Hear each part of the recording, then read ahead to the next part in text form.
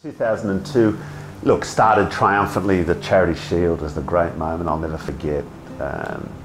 It was a draw, so it reinforced the point that the result didn't matter. Souths were back. The round one against the Roosters, even though we were whipped, it was 40,000 people at the footy stadium for a round one clash. That was an incredible moment, they're moments any Souths fan, forget me, any Souths fan will never forget. Coming back was better than being there in the first place. The sense of returning back to your rightful place had a deeper significance than we'd ever appreciated when we were in the competition. And you only get that feeling when you've come full circle, you've been kicked out and come back in. But as I said, the lean years then followed because we were strapped for cash.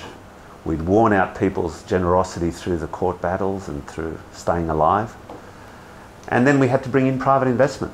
And we did that with some reluctance initially because we knew some people wouldn't support it, some people like George who were very dear to the club and dear to our fan base. But we knew that we had to bring in private investment and new capital and new connections and the business end of the city. And we did that through Russell and initially Peter and now James, of course. And private investment has propelled the club to a level that was unimaginable in those days, that we would sit where we sit today in terms of our sponsorship level, in terms of the calibre of our staff, the calibre of our members, the numbers of our members. All these things were pipe dreams. So it's been quite a journey. I remember at the 2010 grand final watching St George win and that sea of red and white at the Olympic Stadium and commenting to a South supporter who was meeting, this is what it's going to be like, the noise. Can you just imagine if it's like this for the Dragons, imagine what it's going to be like for us. 4 years later we got there and I must commend our supporters. I mean, that night was their night. Yeah, it was the players' night. Yeah, the administrators took some credit. But that night was the night for the South Sydney fan and particularly the South Sydney member who'd stuck through thick and thin. I've never seen, as I walked around the arena, I've never seen so many tears in one place. And it was a night of celebration, yet there were so many tears. And that will stay with me forever. And it reached, I suppose, its climax for me when we went to England to watch the first Rabbitoh team run out onto the field for a World Club Challenge. Finding Rabbitoh supporters from Germany and the UK and France who'd journeyed across for the game. We found a whole family from Leipzig in Germany. Germans who'd supported the club, who'd made the trip across. There was some obscure Australian connection that brought them there. And that moment, that, of course, great result on the field, but also that sense of completion, that moment we were on top of Everest that night. We'd got there. And it was a great night, and it was a credit to our coaching staff, Michael Maguire, obviously, Shane Richardson, our CEO and at the time, and the players who just were Herculean.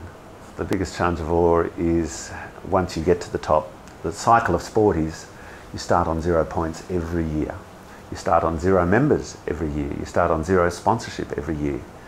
Of course, you have some commitments in sponsorship, but basically if you're not performing, your sponsors ask you questions, and justifiably so. So sustaining excellence is very hard, and we felt that. We felt that in 15, but particularly in 16, we felt that. And it's it's managing that and maintaining that appetite for success, which can fade very quickly, particularly in your player ranks, because they're the ones who take the knocks every week, and they've got to do it again and again and again. But again, a credit to our members. They are so loyal. They are so faithful, and I think they appreciate that we've managed to keep the club on an even keel now for quite a long time, particularly since 2006, since we brought on private investment and Russell's made all the great gestures he's made. I think they appreciate that the club is now, as I said, on an even keel and has been set up for sustainable long-term success. It's not just about 2014. It's about being a leading club on the field and off the field and maintaining a culture that says all the right things. And that means giving back to the community, hence South Cares, because everything we do now is interrelated with South Cares. Christina Keneally and her board do a fantastic job in giving back to the community, because we never forget where we came from. Like, I never forget that my father was a refugee to this country. We never forget that we were born of the streets of Redfern, where young Indigenous kids still walk around impoverished. We don't forget that. And as Rabbitohs, we should never forget it. We never forget that we're called Rabbitohs because rabbit vendors in their green overalls walk the streets calling out Rabbitohs and playing on the weekend. And so we don't forget any of those stories. They imbue us with our ethos, and without that we're nothing. Look, I'm a lawyer predominantly. Lawyers tend to get involved in other things, so lawyers sit on boards. I've always been active in the arts. I chaired the Powerhouse Museum for about 12 years, which is a great institution that will remain in Ultimo.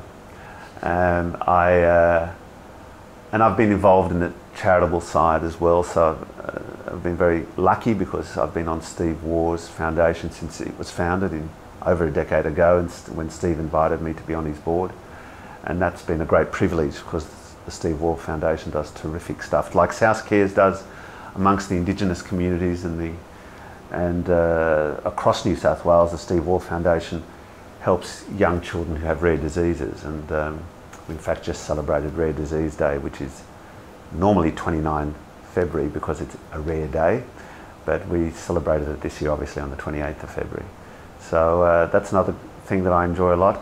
I sit on various boards. My Greek origins are very important to me. The Greek community has always been a vibrant part of the Rabbitoh community.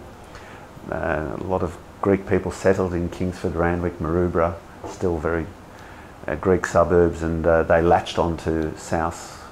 And but through my Greek origins, I'm active in things like the Hellenic Club and other organisations, the Hellenic Museum in Melbourne, which is a fantastic institution. I recommend people go and see it. So those things keep me grounded. My father was a World War II refugee, so I never forget that he started with nothing, and he came to this country effectively destitute. So in 1947, so I never forget that. And I think it's always good to remember that life is pretty artificial. Most of the things we strive to do every day come and go, and they don't really mean that much. The things that mean a lot are where you started, where you came from, and hopefully where you finish. And a lot of things in between really don't matter that much. I think it was a credit to South and a credit to everything we'd done that of all the chairmen and of all the clubs, it was South that was selected to lead the way in the establishment of the Independent Commission and the exit of News Limited from the game. We played an important role in that. I don't think it would have happened without South's influence, and I think that says a lot from where we'd come from, a club that was the persona non grata of the competition that was being ejected, to the club that was formulating the rules for the new competition, for a new independently run code. So that was a privilege to be part of that process in selecting the independent commissioners, and we're still actively involved in that. And as I said, that says a lot about our status in the game.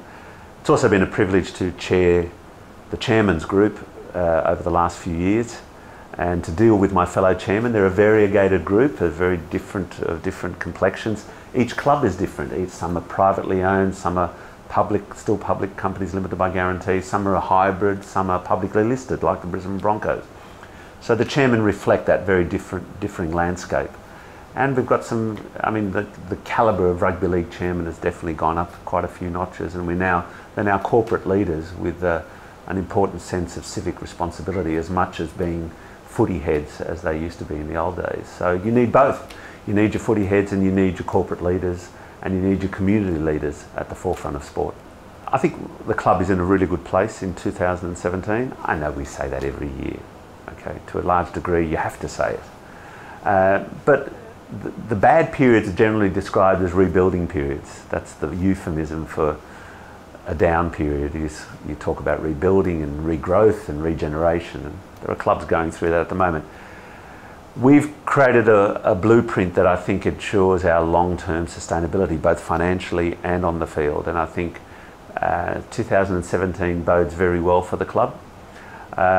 We spent a lot of 2016 rebuilding the club, both in its roster and in its off-field dynamics, and in its personnel, senior personnel in particular. So the building blocks are in place. We should start to see the results of that this year. If we don't see all the results this year, I think 18 and 19 are going to get even stronger. So fans have a lot to look forward to. But at the end of the day, without members, without our lifeblood, and that's what membership is, it's our lifeblood. Without blood in our veins, we are nothing. So I encourage all members to encourage those around them. All those people who talk about being South fans but hesitate at becoming members, they're the ones to convert, because the stronger we become in membership terms, the better club we become.